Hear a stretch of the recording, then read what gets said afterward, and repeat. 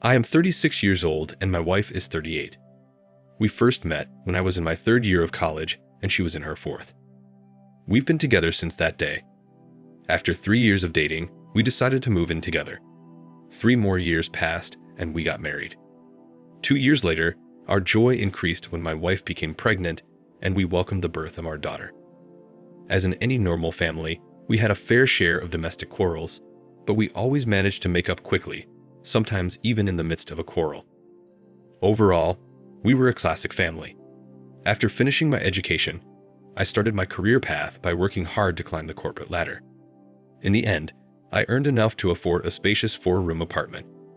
We invested in a major renovation and happily settled in our new apartment.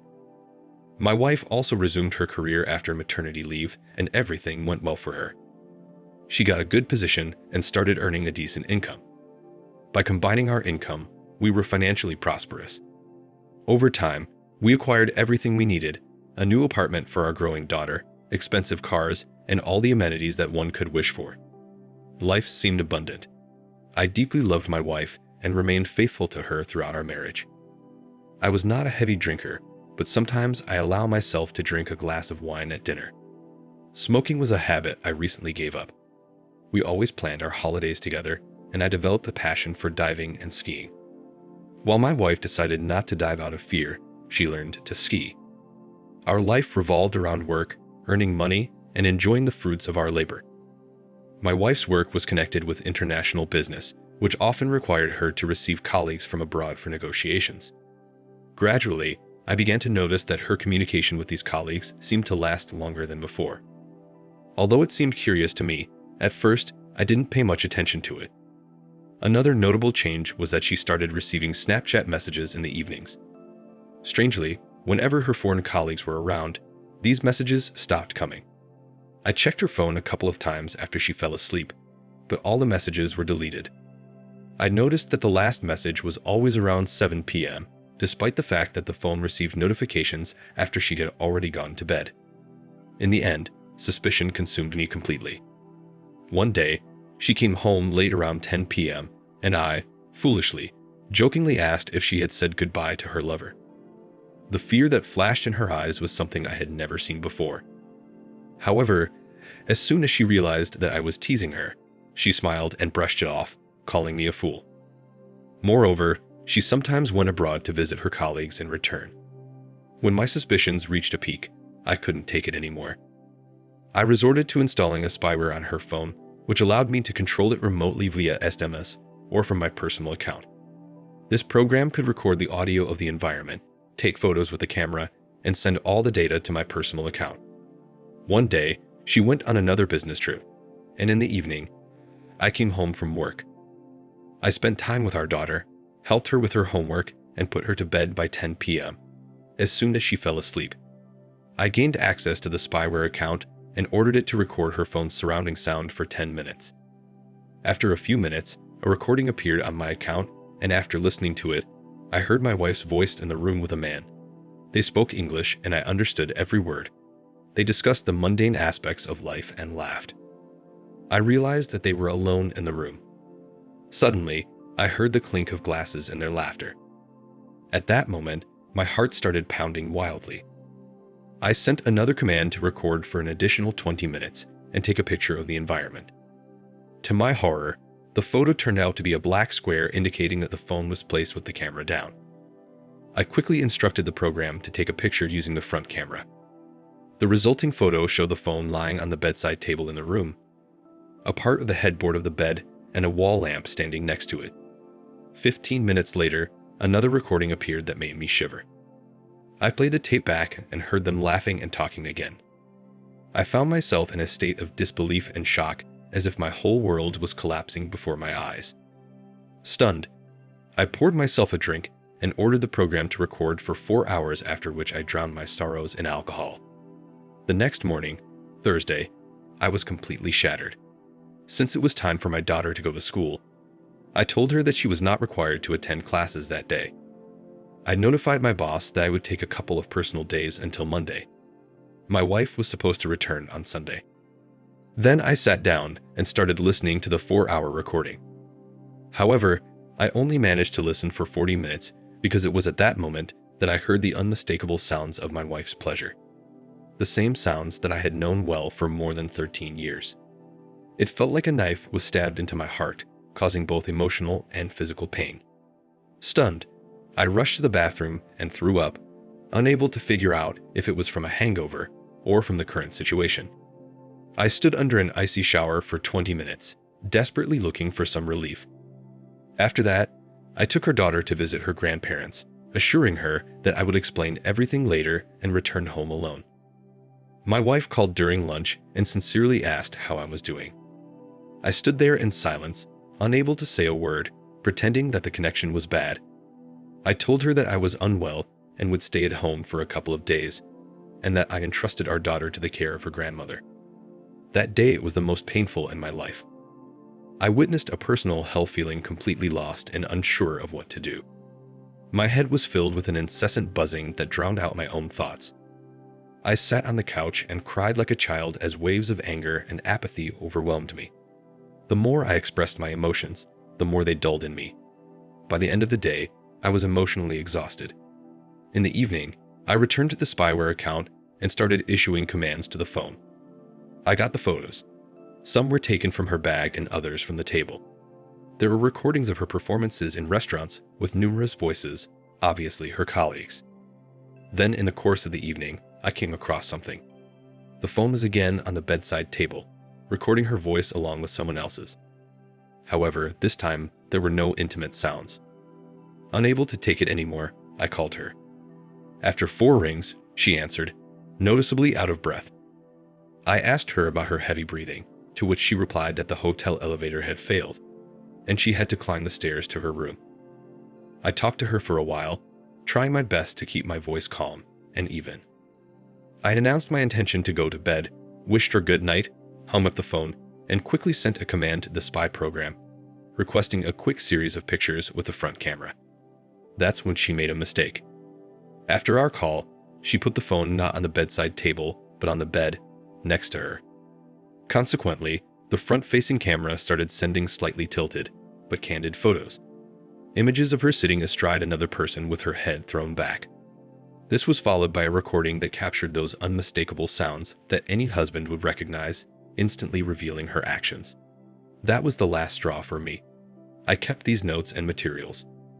Although at that moment, she was already a complete stranger to me. From that moment on, I refrained from further investigations until Sunday because everything became painfully clear. I was considering my next steps. Should I seek a divorce? What about our 9-year-old daughter? On Sunday, late at night, she came home, eager to kiss me. I recoiled, reminding her that I was sick. I wanted to hit her, to unleash my anger. Having retired to the office, I went to sleep on the sofa. The next morning, I got up before her and went to work, unable to be around her anymore. I'd endured the day mechanically, then approached my boss and asked for an urgent week's vacation. I recorded all the evidence on a flash drive, and then I called my wife, telling her that I was going on a business trip for one day, but asked her not to take our daughter away from her grandmother, as I had a surprise in store for her. That evening, when I got home, I quickly packed my bag. She helped me pack my things, behaving politely and innocently. However, her hypocrisy only inflamed my rage. I grabbed my bag, put the USB stick on the bedside table in the bedroom, and called a taxi to our second apartment, the one that was reserved for our daughter. Once there, I called a friend and offered to go abroad for a few days for a while. He agreed, and we quickly booked tickets for an early morning flight to Munich.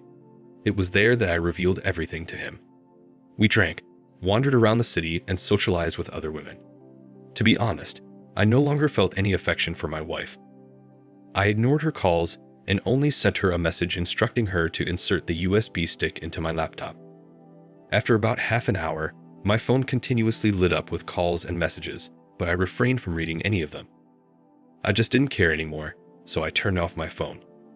We continued our adventures in Munich for 3 more days before I flew home on Saturday. When I got back, I turned on my phone and it took me 5 minutes to process a lot of messages sent by my wife. However, I decided not to read them for fear of falling into confusion before entering the apartment. When I went inside, the atmosphere was eerily quiet. I silently put down my bag, took off my shoes, and was about to wash my hands when she came out of the bedroom. Oh my God. I've never seen her so disheveled and swollen with her face covered in tears. She fell to her knees, trying to explain something incoherently between sobs and slime. I kept a stony expression on my face, convincing her not to make a circus. Then, in a calm tone, I asked her what we were going to do next. She begged me to forgive. Again, tears, snot. She said that she had played too much, that she did not understand how she had come to this. She started calling herself scum, etc., but I caught myself thinking that I no longer feel pity or rage for her. She screamed that she loved and had always loved only me, and all this happened only because she got stuffed and realized during all the days that I was gone that she had broken our crystal castle with her own hand. But as they say, revenge is a dish that should be served cold. I said that now we are not husband and wife. Now we are just mom and just dad for our daughter. And we will pretend that everything is fine with us, but I will live my life and you can live yours. You're not the only one for me anymore. You're just my partner in raising a child. Maybe someday I'll change my mind, but now I'm just sick of just the thought of intimacy with her. By the way, I told her where I was and what I was doing. She said that she understood everything and was ready to endure as long as it took. Well, no one pulled her tongue. As a result, now we live in the same apartment. Although honestly, I've already bought another one for myself and issued it to my father so that there would be no claims in case of property division. I sleep almost constantly in the office, although sometimes I go to sleep in the bedroom for the sake of my daughter. On the part of my wife, there were a couple of attempts to try to hug me when I lay down on the same bed with her, but I stopped them harshly. We haven't had intimacy for 3 months. She didn't tell her parents anything, only her father knows of mine. We agreed that once a year, we go on vacation as a family for a week, but now it would be separate beds. I'm constantly hanging out with friends and have new acquaintances among them. There are beautiful women. I sometimes think when she'll come up and say that she's had enough and she leaves or, for example, files for divorce and we divide the property, but she doesn't. I constantly catch her looking at me. Like the look of a shriek cat, but I honestly don't give a shit. Although I see that she is trying, but I revel in her pain. Recently, I defiantly put a pack of condoms on the desk in the office to look at. Despite her reaction, she came in to say something, saw them on the table, and flew out of the office like a bullet, probably crying, did not catch up. She still goes to work, but she really doesn't stay late. Although honestly, I don't follow practically. Somehow, she came up and tried to explain to me that she had broken off all relations with that man except business. And it seems like at work, she will still have to communicate with him by letters or in negotiations. But she swears that she does not even approach him now. By the way, this freak also has a family. To which I told her that her relationship with sexual partners does not concern me and she is free to do what she wants. It is not necessary to report on whether she spread her legs today or not. I myself sometimes come back after midnight now or vice versa. I leave when my daughter goes to bed from Friday to Saturday, for example. Naturally, I do not limit myself in anything. If I want sex, then it will definitely take place. I come in the morning and go to the office to sleep off or to the bedroom if she is not there anymore. Nothing has changed in the home routine. I still buy groceries. I love and know how to cook. We had cleaning on the incoming housekeeper, so nothing has changed here.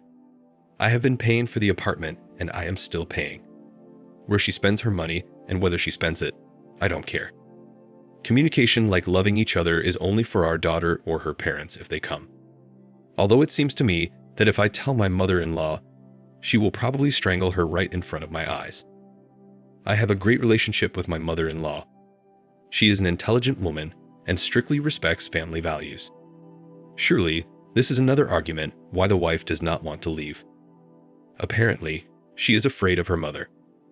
Because mom will definitely ask the question, what the hell is going on? And I'm not going to lie. In general, I mock her as much as I can and I really enjoy it. Yes, maybe I've become a monster now, but she herself gave birth to that monster. And you know what amazes me? Her perseverance and patience. It's like a red flag to a bull for me. I wonder how much more she can take. And please don't start with the whole, she's the mother of your child, blah blah blah. What she was giving herself to that jerk, she didn't care much about that. For half a year, going on business trips or spreading her legs in this city without thinking about our daughter or her husband. No comment. Every time I feel like my armor will crack, I remember that day, what I felt back then, and it eases me. I become stone again. So this is how I live now. Everything is fine with our daughter. We are great parents, and I still help her with her lessons in the evenings. Our mutual friends know nothing.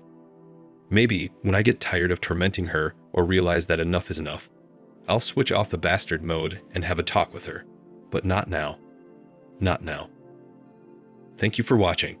Like, comment, and subscribe if you enjoyed the video. Until next time, I'll see you again.